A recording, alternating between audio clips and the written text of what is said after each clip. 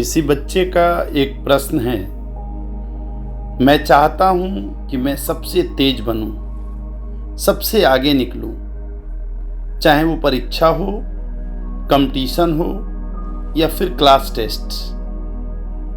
मैं पढ़ता भी हूँ, मेहनत भी करता हूँ, पर फिर भी कोई न कोई मुझसे आगे निकल जाता है। तब मन बेचैन हो जाता है, लगता है जैसे मैं कहीं पीछे छूट जाऊंगा।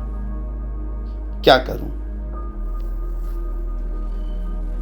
देखो, ये सवाल सिर्फ तुम्हारा नहीं है। हर स्टूडेंट के भीतर कहीं न कहीं ये दौड़ चलती है। कौन मुझसे आगे निकल गया? क्या मैं पीछे रह जाऊंगा? क्या मैं सबसे बड़ा बन सकता हूं? और यह भी सच है कि यह दुनिया हर उस बच्चे को हाथों हाथ लेती है जो सबसे ऊपर हो, सबसे तेज हो, सबसे तेज दिखे। पर मैं तुमसे एक और सवाल पूछना चाहता हूं। क्या सबसे तेज बनना सबसे स्टेबल होना भी है? क्या सबसे आगे निकल जाना अपने आप को ठीक से समझ पाना भी होता है? आज मैं तुम्हें एक ऐसी कहानी सुनाता हूं जो सिर्फ धनुष बाण की नहीं, बल्कि मन और आत्मा की साधना की कहानी है, जो केवल निशाने की बात नहीं करती, बल्कि इस बात की करती है कि कभी कभी सबसे बड़ा वो होता है जिसकी कोई घोषणा नहीं होती। एक सम्राट ने अपने दरबार के सबसे बड़े निशानेबाज को कहा कि अब तुझसे बड़ा निशानेबाज कोई भी नहीं है, तो तू अनाउंस कर दे राज्य में, और अगर कोई अपोज न करे तो मैं तुझे राज्य का सबसे बड़ा निशानेबाज घोषित कर दूं। उसी समय द्वार पर जो द्वारपाल खड़ा था वह हंसा, क्योंकि निशानेबाज ने कहा कि अनाउंस क्या करना है, अनाउंस कल भी की जा सकती है। कोई निशानेबाज नहीं है जो मेरी प्रतियोगिता में उतर सके। द्वारपाल हंसा तो निशानेबाज को हैरानी हुई। लौटते में उस बूढ़े द्वारपाल से उसने पूछा, तुम हंसे क्यों? उसने कहा कि मैं इसलिए हंसा कि आप अपने को बेस्ट निशानेबाज बोल रहे हैं, पर एक आदमी को मैं जानता हूं। आप पहले उससे मिल लीजिए, फिर पीछे अनाउंस करते रहिएगा। उस निशानेबाज ने कहा कि ऐसा आदमी हो सकता है जिसका मुझे पता ना हो? मैं इतना बड़ा निशानेबाज। उस द्वारपाल ने कहा कि जो बड़ा होता है उसे बताने की जरूरत क्या? यह पता करने और कराने की जो चेष्टा है, यह सब छोटे मन के खेल हैं। आप रुकिए, जल्दी मत करिए, नहीं तो मुसीबत में पड़ जाएंगे। मैं उस आदमी का पता दे सकता हूं, आप एक बार उससे मिल तो लीजिए। वह निशानेबाज उस आदमी का पता लगाने गया। वह आदमी एक जंगल की तलहटी में रहता था। 3 दिन उसके पास रहा, तब उसे पता चला कि अभी तो निशानेबाज की यात्रा भी शुरू नहीं हुई। 3 साल उस आदमी के चरणों में बैठकर उसने धनुर्विद्या सीखी, लेकिन तब मन ही मन में उसे डर भी लगने लगा। अब पुराना आश्वासन न रहा कि मुझसे बड़ा निशानेबाज कोई नहीं है। यह साधारण सा आदमी लकड़ियां बेचता था गांव में, इतना बड़ा निशानेबाज था, और इसके बाबत किसी को खबर भी नहीं है। पता नहीं कितने और छिपे हुए लोग हों, लेकिन 3 वर्ष उसके पास रहकर उसका आश्वासन लौट आया। वह आदमी अद्भुत था। उसके हाथ में कोई भी चीज जाकर तीर बन जाती थी। वह लकड़ी का टुकड़ा भी फेंक दे तो तीर हो जाता था। वह इतना कुशल था कि लकड़ी के एक छोटे से टुकड़े को फेंककर किसी के प्राण ले सकता था।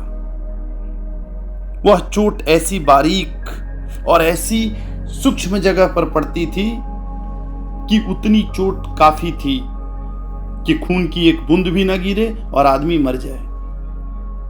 3 वर्ष में उसने सब सीख लिया।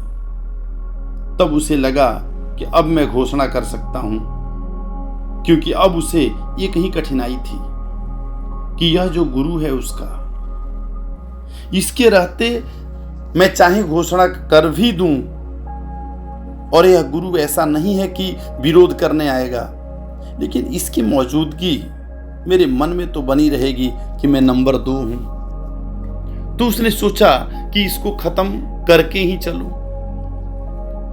सुबह लकड़ी काटकर गुरु लौट रहा था। एक वृक्ष की आड़ में छिपकर उसने तीर मारा उसके शिष्य ने। गुरु तो चुपचाप लकड़ियां काटकर लौट रहा था, उसके हाथ में तो कुछ था भी नहीं। तीर उसने आते देखा तो उसने लकड़ी के बंडल से एक छोटी सी लकड़ी निकालकर फेंकी। वह लकड़ी का टुकड़ा तीर से टकराया और तीर वापस लौट पड़ा और जाकर शिष्य की छाती में छिद गया। भागा हुआ गुरु आया अपने बच्चे को देखने। उसने तीर निकाला और उसने कहा, यह एक बात बस तुम्हें सिखाने से मैंने रोक रखी थी, क्योंकि शिष्य से गुरु को सावधान होना ही चाहिए, क्योंकि अंतिम खतरा उसी से हो सकता है।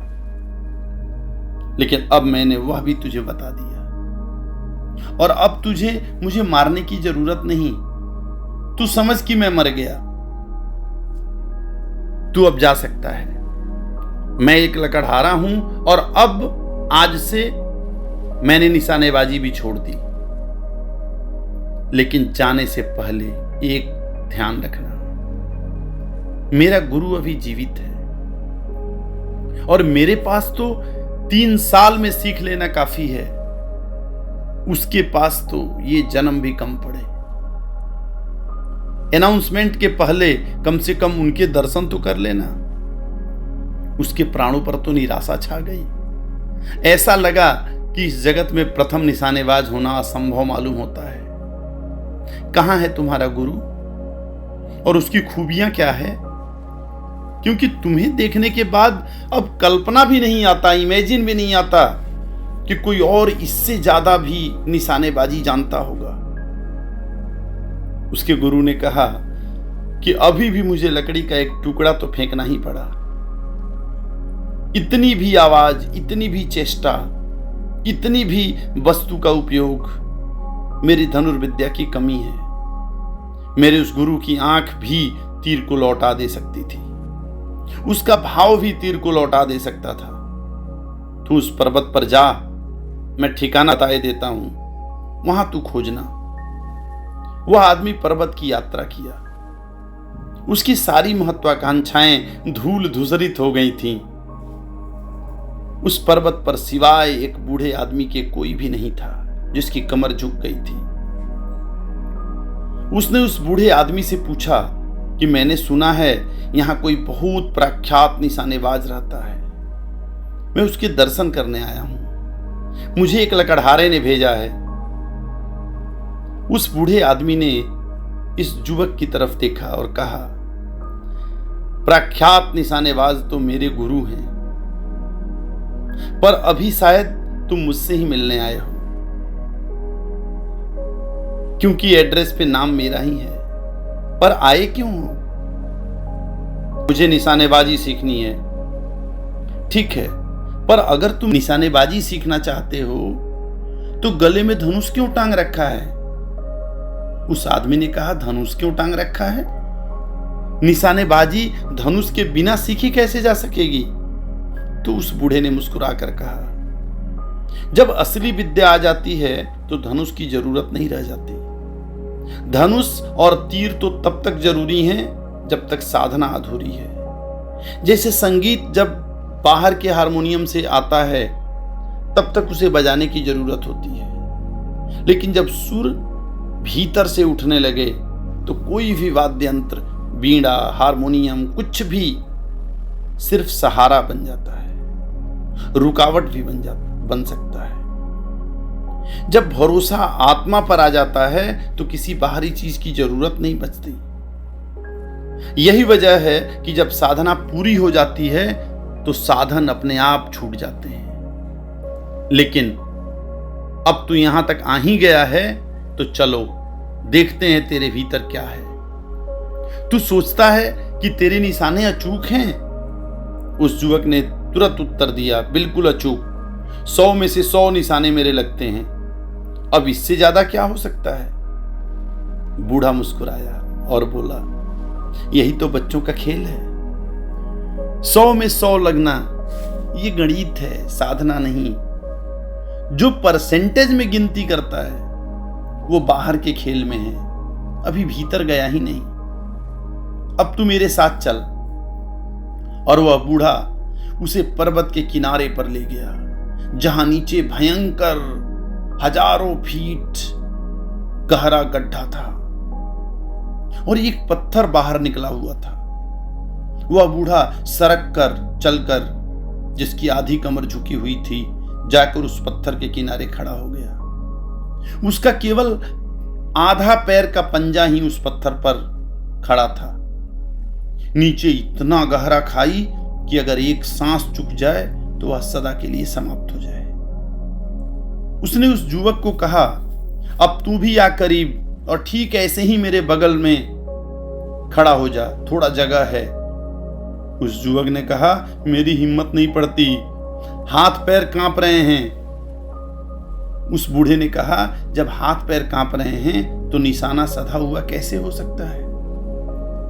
अगर हाथ कांपता है तो तीर तो हाथ से ही छूटेगा, तो निशाने लग जाते होंगे। क्योंकि जो ऑब्जेक्ट तू चुनता है काफी बड़े हैं। एक तोते को तूने चुन लिया, तोता काफी बड़ी चीज है। अगर तेरा हाथ थोड़ा कंप भी रहा हो तो भी तोता मर जाएगा। लेकिन तू अगर घबराता है और कांपता है और तेरा हाथ कांपता है तो ध्यान रख, तेरे भीतर आत्मा भी कांपती होगी। वह कंपन कितना भी छोटा हो, जब कंपन खो जाता है तब कोई धनुर्विद होता है, और जब वह कंपन खो जाता है तब धनुष बाण की कोई जरूरत ही नहीं रह जाती। उस बूढ़े ने आंखें ऊपर उठाई। एक पक्षियों की कतार जा रही थी। उसकी आंख के ऊपर और नीचे गिरते ही सारे पक्षी नीचे आकर गिर गए। उस बूढ़े ने कहा कि यह ख्याल जब आत्मा कांपती न हो कि नीचे गिराओ काफी है। यह भाव तीर बन जाते हैं। अब तुमने वो कहानी सुनी जिसमें एक तीरंदाज था, फिर उसका गुरु, फिर उसके भी ऊपर एक और गुरु, और शायद एक और फिर वह अंतिम अवस्था जहां आंखें तीर बन जाती हैं, भाव शस्त्र बन जाते हैं और मन मौन हो जाता है। अब जरा ठहर कर सोचो, जिसने यह यात्रा शुरू की थी वह बिल्कुल तुम्हारी तरह ही था, आत्मविश्वासी, होशियार, महत्वाकांक्षी। लेकिन जैसे जैसे वो आगे बढ़ा उसे समझ आने लगा कि तेज दौड़ने से नहीं, स्थिर खड़े होने से असली लक्ष्य मिलता है। और यही एमएमपी की आत्मा है। यहां हमें सिर्फ पढ़ाई नहीं करना, हमें अभ्यास को साधना बनाना है। यह मंच तुम्हें सबसे बड़ा छात्र नहीं बनाना चाहता, बल्कि एक ऐसा विद्यार्थी बनाना चाहता है जो शांत हो, स्थिर हो और अपने अभ्यास में पूरी तरह डूबा हुआ हो। यहां हम तीर नहीं चलाते, यहां हम अपने भीतर के हलचल को शांत करना सीखते हैं। क्योंकि जब आत्मा स्थिर होती है तब लक्ष्य को दौड़कर पकड़ना नहीं पड़ता, वह खुद झुककर तुम्हारे चरणों में आ जाता है। तो याद रखना, तुम्हारा लक्ष्य दूसरों को पीछे छोड़ना नहीं है, बल्कि खुद के उस हिस्से को पीछे छोड़ना है जो हर वक्त तुलना करता है, डरता है और थकता है। जब अभ्यास इतना गहरा हो जाए कि तुम्हारा मन खुद पढ़ाई करने लगे, शरीर बिना थके साथ देने लगे और तुम्हारे अंदर कोई आवाज उठे ही नहीं, सिर्फ एक शांत एकाग्रता रह जाए, तब तुम सिर्फ एक छात्र नहीं रह जाओगे, तुम एक ऐसा इंसान बन जाओगे जिसकी तैयारी खुद में एक साधना बन चुकी है। और तब तुम्हें रैंक की जरूरत नहीं पड़ेगी। तुम्हारा मौन ही सबसे ऊंची जगह पर बैठा होगा। एमएमपी में हम लक्ष्य को मारना नहीं सिखाते, हम तुम्हें इतना स्थिर बनाना चाहते हैं कि लक्ष्य खुद झुक जाए। आज इतना ही। जय हिंद।